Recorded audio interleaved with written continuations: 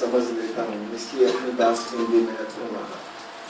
दोस्तों, मैं आम आदमी पार्टी का वर्कर नहीं हूँ। फिर मैं आम पार्टी की प्रेस कॉन्फ्रेंस में क्यों आया? मैं आम पार्टी की प्रेस कॉन्फ्रेंस में इसलिए आया कि आम पार्टी उस रास्ते पर है जो इस देश को भ्रष्टाचार मुक्त सदाचार के रास्ते पर लाना चाहती है। और पार्टी के अंदर भी डिसेंट्रलाइजेशन उस लेवल पर तो नहीं है जो आइडियल डिसेंट्रलाइजेशन होता है, लेकिन एक डिसेंट्रलाइजेशन की तरफ मूव है। हम ये जानते हैं कि इस देश में जो पार्टियां हैं वो कॉन्ट्रैक्टर और कॉर्पोरेट ड्रिवन डेमोक्रेसी को चला रही हैं। कॉन्ट्रैक्टर और कॉर्पोरेट ड्रिवन डेमोक्रेसी को पार्टियों ने सदैव बनाने का काम किया है, बट आम पार्टी थोड़ा उससे अलग हटकर है। मेरे जैसे इंसान से कोई पूछे कि भारत को भ्रष्टाचार से मुक्त करने के लिए सदाचार का रास्ता क्या सकता है, तो मैं कहूँगा कि जब लोग अपने लोग उम्मीदवार को चुने और हैदराबाद के लोग तय करें कि हमारी बहन जी हमारी उम्मीदवार है, और दिल्ली में बैठे हुए लोग जरा, आप जानते हैं कि सारी पार्टियां सब ऊपर से तय करती हैं नाम और वो ही बताती हैं कि किसको चुनाव लड़ना है। तो जब ऐसे हालत पार्टियों के होते हैं तो फिर वो डेमोक्रेसी नहीं होती। जब वोटर तय करते हैं कि हमारा कैंडिडेट कौन होगा, तो ऐसे में जो कैंडिडेट चुन के जाता है वो वोटर के प्रति कमिटमेंट रहता है उसका। तो आम पार्टी एक तो कम्युनिटी ड्रिवन डेमोक्रेसी की पक्षधर है। जो कम्युनिटी ड्रिवन डेमोक्रेसी की पक्षधर है वो मेरी मित्र है, मैं उसका दोस्त हूँ।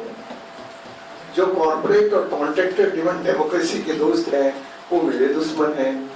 इसलिए जब मैं अपना दोस्त ढूंढता हूँ तो थोड़ी बहुत दोस्ती मुझे आम पार्टी में ज्यादा दिखाई देती है। इसलिए मैं आज आपकी प्रेस कॉन्फ्रेंस में आया।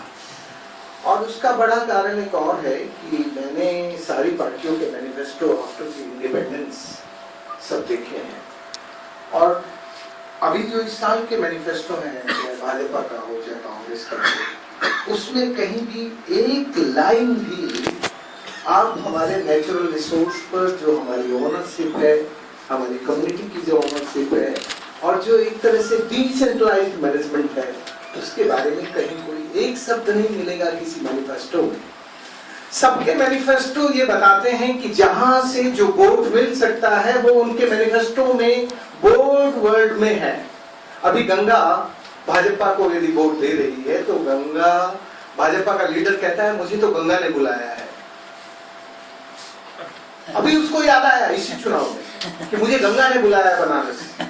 वो भूल जाता है कि भाई इतने दिन तू सीएम रहा, जिस राज्य में तू सीएम है उस राज्य की सारी नदियां इस कंट्री में सबसे ज्यादा पॉल्यूटेड है।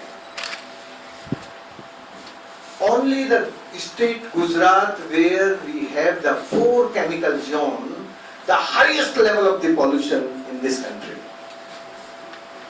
तो भाई यदि तुम्हें अब गंगा की याद आई तो तुम अपनी नदी की याद पहले से कर लेते, एक आधी नदी बता देते कि भाई गुजरात की ये नदी है जो हमने पॉल्यूशन फ्री बनाई है। वो साबरमती का बहुत गीत गाते हैं, पर साबरमती पहले नदी थी, उसको अब उन्होंने नाला बना दिया है, गंदा नाला। जो पहले नदी आजादी से बहती थी, अब हमारे मोदी जी ने उसको एक नाले में बदल दिया। दोस्तों, मैं ये किसी की बस 2 बातें बताना चाह रहा हूँ कि इस वक्त सारी पॉलिटिकल पार्टियों के जो मैनिफेस्टो हैं उसमें जो भी सोर्स वोट देता है वो उनके मैनिफेस्टो में है, लेकिन आम पार्टी के मैनिफेस्टो में वोट सेंटर में नहीं है।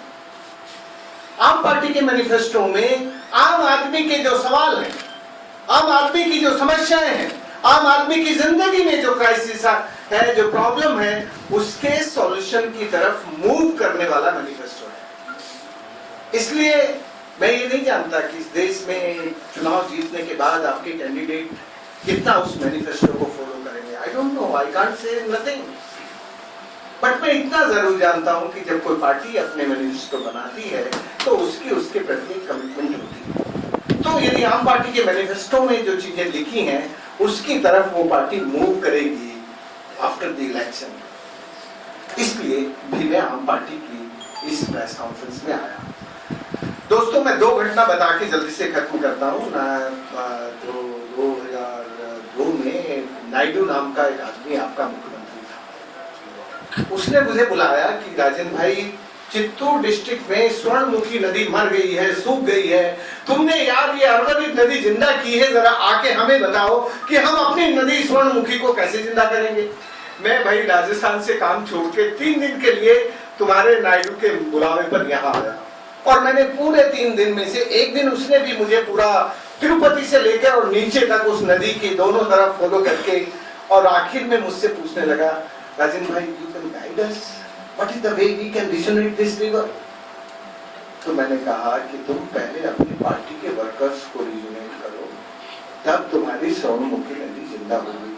तो वो ऐसे देखने लगा। मैंने कहा कि ये जो पार्टी की जमीन पर, ये जो नदी की जमीन पर एनक्रोचमेंट किया है, दोनों तरफ से एनक्रोचमेंट है स्वर्णमुखी नदी पर, और उसके जो इकोलॉजिकल फ्लो है, जो एनवायरमेंटल फ्लो है, उनको डिस्टर्ब करने वाले उसके पार्टी के वर्कर ही हैं। तो मैंने कहा पहले तुम इनको ठीक करो। तो थोड़ी देर 5-7 मिनट वो बोले नहीं, फिर उन्होंने कहा, you can tell me what is the entry point for the resonation of river. मैंने कहा भैया, यदि तुम इस नदी को जिंदा करना चाहते हो तो तुम्हारा हाथ तो तुम्हारा कलेक्टर है। कलेक्टर को कहो कि इस रिवर की जो लैंड है उसका आइडेंटिफिकेशन और डिमार्केशन का काम कर दे। वो बता दे कि इस नदी की जमीन कहां से कहां तक है और कितना एनक्रोचमेंट है और कितना नहीं है। ये इसका रिजोनेशन का एंट्री पॉइंट है। जब नदी की जमीन नदी को मिल जाएगी तो नदी के इकोलॉजिकल फ्लो, एनवायरमेंटल फ्लो अपनी फ्रीडम के साथ फ्लो करेंगे, और अंडरग्राउंड एक्वीफर को रिचार्ज करके जो आपका बेस फ्लो है वो ऊपर आएगा और नदी बहने लगेगी। सिंपल साइंस है, इसमें कोई बहुत कॉम्प्लिकेटेड साइंस नहीं है। मैं अभी फिर गया था थोड़े दिन पहले, उस नदी पर एक भी जगह ना तो डिमार्केशन के काम हुए, ना आइडेंटिफिकेशन के काम हुए हैं नदी की जमीन के, और ना नदी को रिजोनेट करने के काम हुए हैं। अभी कितने साल हो गए? मेरे ख्याल 12 साल हो गए, 12 ईयर। तो भाई, यदि आपके राजनेता केवल वादे करते हों और फिर वोट मांगने जाते हों कि अगली बार हम फिर चुनाव में जीत के आएंगे तो हम फिर वाटर सेट को रिवाइव करके नदियों को जिंदा कर देंगे, आप अपने नेताओं को एक बात कह सकते हैं कि रिवर हेल्थ और ह्यूमन हेल्थ की जो रिलेशनशिप है वो बहुत इम्पोर्टेंट है। और इस 21st सेंचुरी में यदि हमारे पॉलिटिकल लीडर इस बात को नहीं समझेंगे कि नदियां मरती रहेंगी और सूखती रहेंगी, पॉल्यूट होती रहेंगी, तो हमारा तेलंगाना हो या सीमांध्र हो या भारत देश हो, वो उसकी इकोनॉमी ठीक नहीं रह सकती। मैं जानता हूँ आम पार्टी में इस पर काफी चर्चा है। आम पार्टी को मैंने वाटर सिक्योरिटी बिल की कॉपी अभी तो जब तक चुनाव नहीं हुआ था उससे पहले, थोड़े दिन पहले दी थी। वो एग्री हैं, उन्होंने कहा कि हम यदि पावर में आएंगे, हम यदि पार्लियामेंट में आएंगे तो हम वाटर सिक्योरिटी को जरूर इंश्योर करेंगे। इसलिए मैं तुम्हारी प्रेस कॉन्फ्रेंस में हूँ, आम पार्टी की प्रेस कॉन्फ्रेंस में हूँ, क्योंकि मुझे आपकी पार्टी की कमिटमेंट है कि आफ्टर इलेक्शन हम वाटर राइट और वाटर सिक्योरिटी पर काम करेंगे। दोस्तों, मैं बस इतना ही कहना चाहता हूँ कि यदि आप सचमुच इस चुनाव में आम पार्टी के कैंडिडेट्स को लोकसभा में और विधानसभा में भेजेंगे तो कम से कम मेरे मन को बहुत अच्छा लगेगा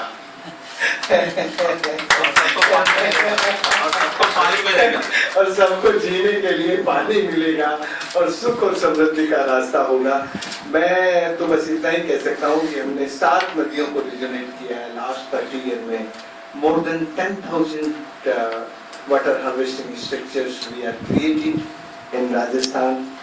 8,600 square kilometre area, 80 the completely declared by the government of India is the dark zone. Dark zone means no water on surface, no water in subsurface, no water in ground, and no water in deep ground. But now I can say the front of you that area record change. Now that area declared as a white zone. The meaning of the white zone is the water is available on surface and subsurface, both. So you can take the water for drinking, for agriculture, for industry, what you want. The water is sufficient in my area. This book released by Medha, but I don't understand why she is not coming. This book is the flow river rejuvenation in India. This is the book, the evaluation study of my 7 rivers, independent scientist, and by SIDA. SIDA is a international organization. So this is a evaluation report. What is the impact of the rejuvenation of the 7 rivers? So today I am giving your candidate of Hyderabad this book. Sikandrabad, Sikandrabad candidate taking this book for implementation. Thank you. Thank you.